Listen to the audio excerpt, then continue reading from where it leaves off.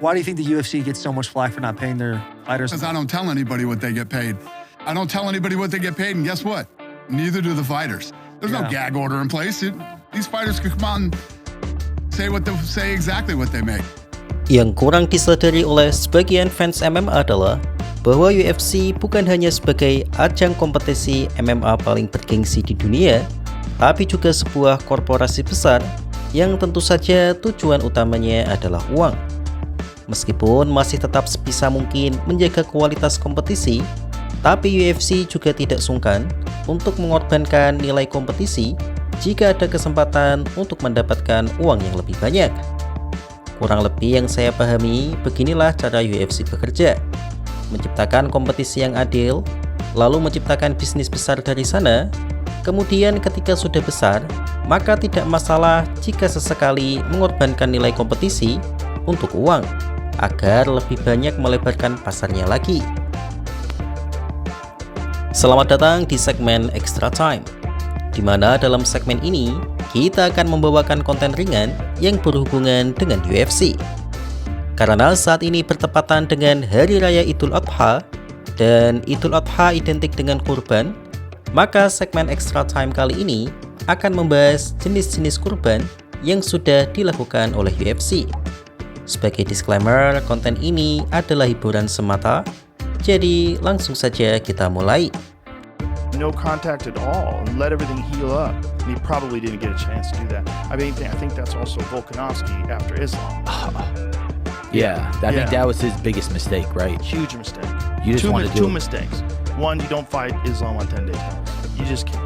That just doesn't make any sense. That's crazy. He's so hard to beat. He's so good. If he's not the best, it's you and him for the best, pound for pound. And you're gonna risk that on 10 days? Untuk jenis kurban yang pertama adalah kurban short notice. Yaps, kurban jenis ini adalah yang paling umum dilakukan oleh UFC, yaitu memasukkan nama fighter baru dalam pertandingan jika fighter yang dijadwalkan mendadak tidak bisa bertanding dan tidak memiliki fighter backup. Tujuan pengorbanan ini jelas, yaitu menyelamatkan main event, karena jika yang pull out bukanlah fighter main event, UFC lebih sering membatalkan match up tersebut. Karena itu, UFC akan memberikan kompensasi yang besar pada siapapun fighter yang bersedia menyelamatkan event tersebut, mengingat resikonya sangat tinggi. Alexander Volkanovski, Renato Moicano, Al-Aya Quinta, hingga Justin Gaethje pernah melakukan hal tersebut. Namun, yang jarang disadari oleh fans adalah bahwa sebenarnya dalam kasus short notice ini bukan hanya fighter baru saja yang beresiko, tapi fighter yang siap tampil pun juga mengambil resiko juga, karena mereka harus menghadapi fighter yang jauh berbeda dari apa yang mereka persiapkan berbulan-bulan sebelumnya. Misalnya dalam kasus Islam Makhachev versus Alexander Volkanovski II. Banyak orang yang memuji Volkanovski karena meskipun kalah, ia berani menghadapi Makhachev hanya dalam 11 hari persiapan. Tetapi hampir tidak ada yang memuji Makhachev, padahal ia juga mengambil resiko tinggi, yaitu dengan berbulan-bulan mempersiapkan diri melawan grappler seperti Charles Oliveira, tiba-tiba harus merubah gameplannya melawan striker elite seperti Alexander Volkanovski. Jadi dalam kurban jenis ini, saya rasa dua-duanya mengambil resiko yang besar. Walaupun yang paling gila adalah kasus UFC 223 dulu. Kapan-kapan akan saya bahas di konten terpisah, karena memang konten ini sangat-sangat gila. I'm announcing our return to New York City as UFC 322 takes place on Saturday, November 15th. The main event, UFC welterweight champion Jack Della Maddalena defends his belt for the first time when he takes on former UFC lightweight champion Islam Makhachev.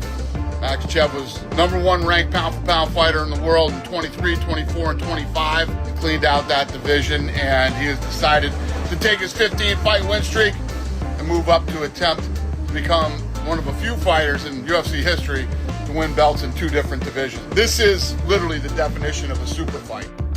Jenis korban kedua adalah korban prospek baru. Tujuan dari korban ini jelas, yaitu mengorbankan fighter veteran di masa akhir karirnya untuk menaikkan hype atau nama fighter baru sebagai calon bintang selanjutnya.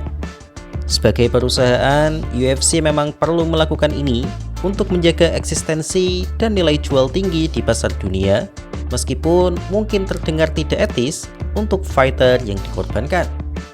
Nama-nama seperti Beneil Dariush, Tony Ferguson, Gilbert Burns hingga Michael Chandler adalah nama yang tak asing sebagai mantan bintang UFC yang dikorbankan untuk fighter muda seperti Quillan Salkid, Paddy Pimblett, hingga Michael Morales.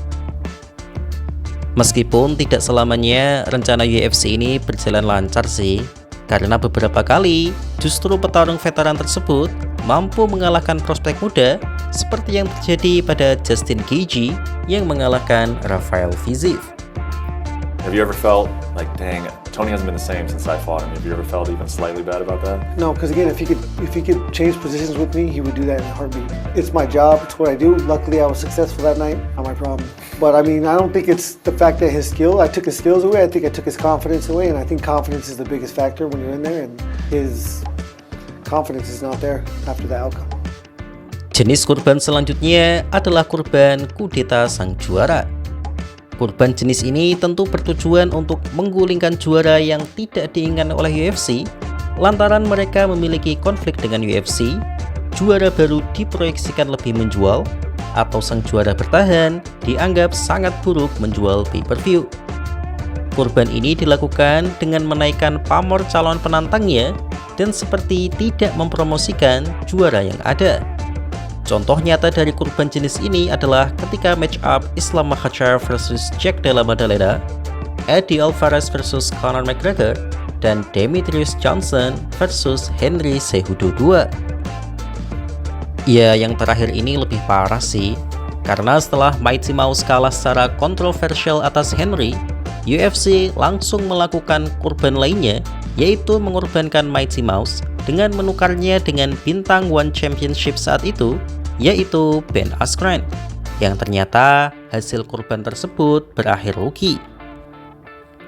Dan sama seperti sebelumnya, korban kudeta ini tidak selamanya berhasil dan terkadang berakhir memalukan, seperti yang terjadi pada kasus Stipe Miocic versus Francis Ngannou satu dulu, di mana Dana White dengan mati-matian mempromosikan Ngannou, tapi Miocic berhasil mengalahkannya dengan dominasi mutlak, yang sampai-sampai Miocic menolak Dana White untuk menyematkan sabuk padanya dan meminta pelatihnya untuk melakukan itu.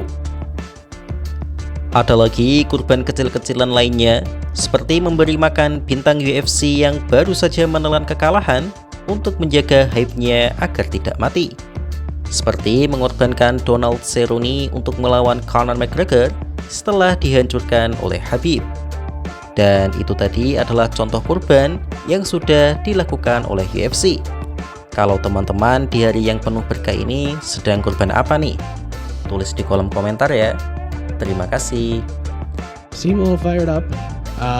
One thing that a lot of people noticed was that you took the title from Dana and you handed it to the coach and had him wrap it around your waist. Can you explain the thought process there? My dude respects me, I respect him. End of story.